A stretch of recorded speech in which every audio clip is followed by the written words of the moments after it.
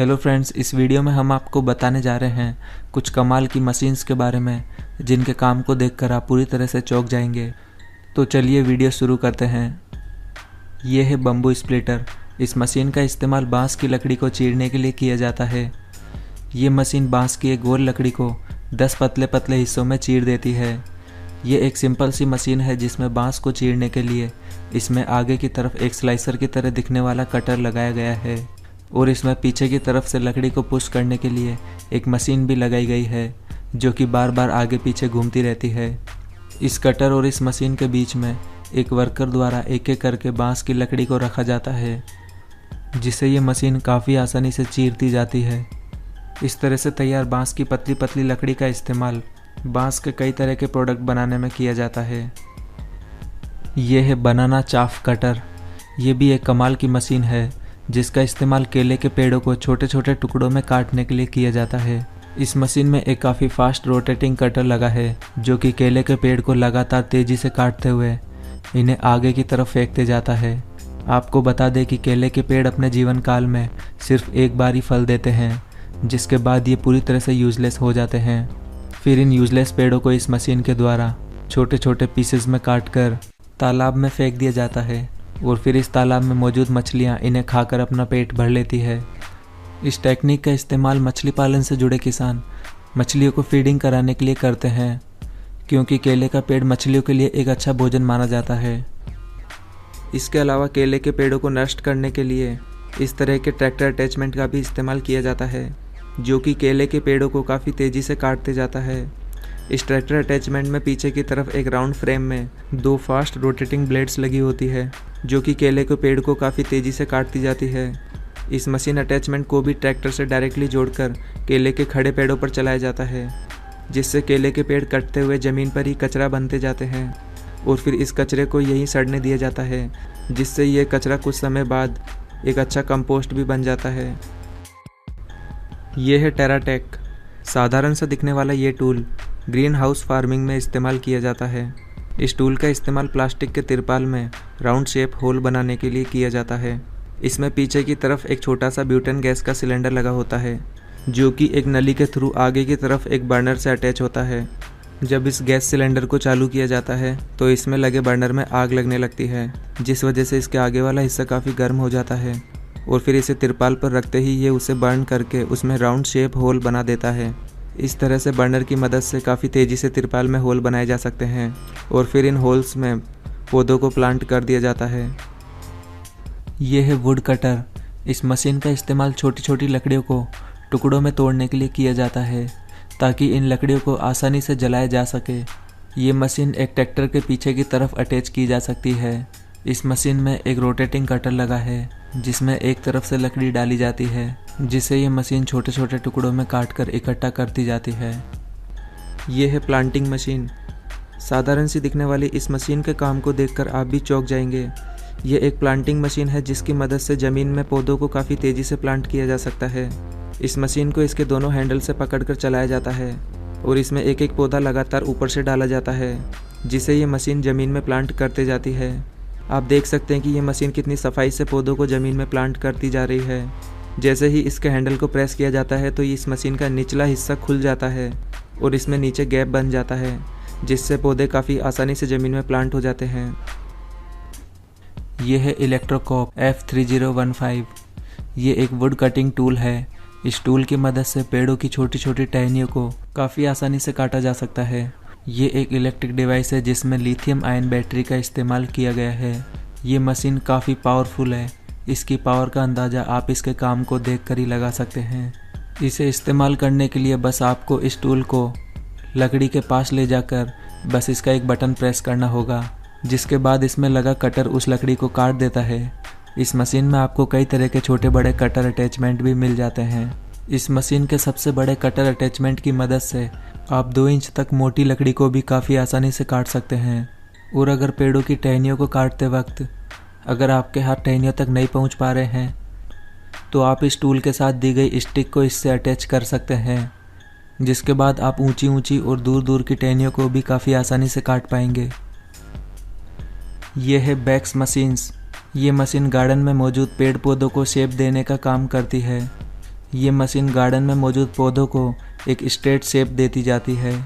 इस machine attachment में काफ़ी शार्प ब्लेड्स लगी हैं, जिस वजह से ये मशीन पौधों को काफ़ी तेज़ी से शेप देती जाती है।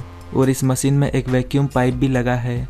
इस वैक्यूम पाइप की मदद से इस मशीन द्वारा काटी गई पौधों की पत्तियों को इस मशीन के पीछे लगे कंटेनर में इकट्ठा कर लिया जाता है और फिर इस कंटेनर को काम होने के बाद अनलोड कर दिया जाता है। यह है स्प्लिट मास्टर। इस मशीन का इस्तेमाल बड़े बड़े पेड़ों के लॉक्स को छोटे छोटे टुकड़ों में तोड़ने के लिए किया जाता है।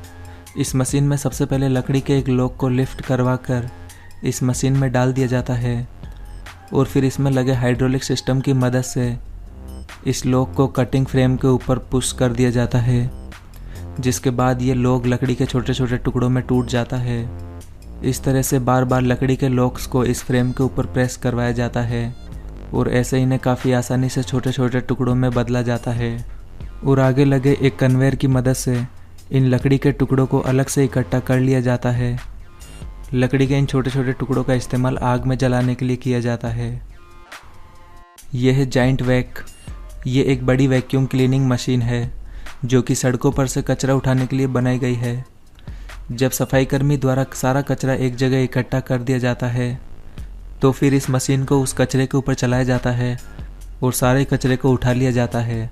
इस मशीन में एक बड़ी सी सक्शन ट्यूब लगी होती है। इस सक्शन ट्यूब को वर्कर के द्वारा अपने हाथों से कचरे के ऊपर चलाया जाता है।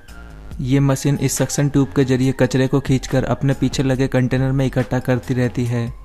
और ये मशीन कितनी पावरफुल है आप इसका अंदाज़ा इसे देखकर ही लगा सकते हैं। आप देख सकते हैं कि ये मशीन कितनी तेज़ी से कचरे को अपने अंदर इकट्ठा करती जा रही है।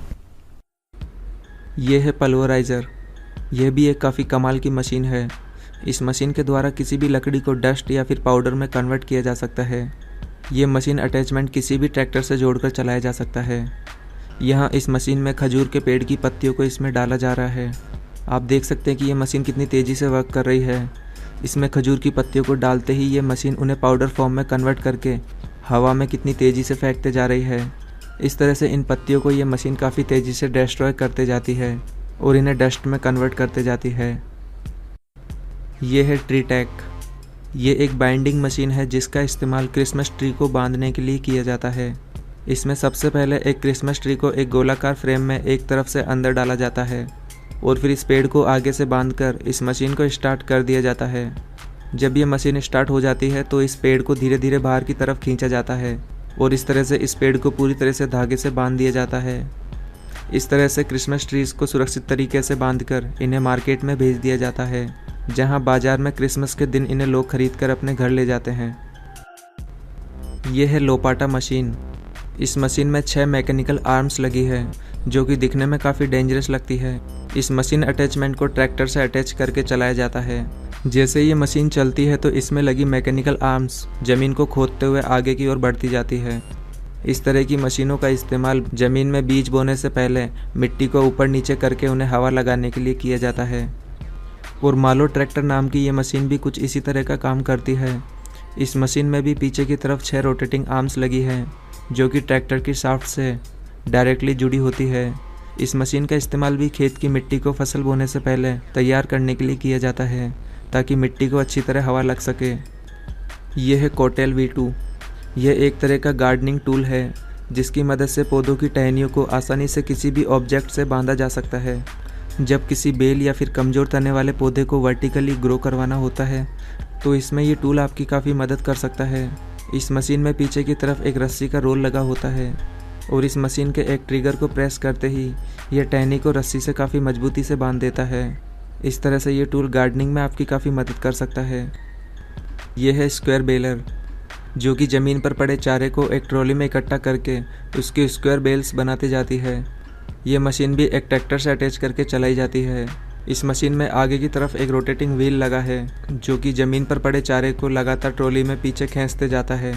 पीछे लगी ट्रॉली में इस चारे को कंप्रेस करके एक स्क्वायर शेप दे दिया जाता है। इस तरह से इस चारे को कंप्रेस करके इनकी स्क्वायर बेल्स बना दी जाती है जिसके बाद इन्हें लंबे समय तक स्टोर करके रखा जा सकता है। यह है वीडू।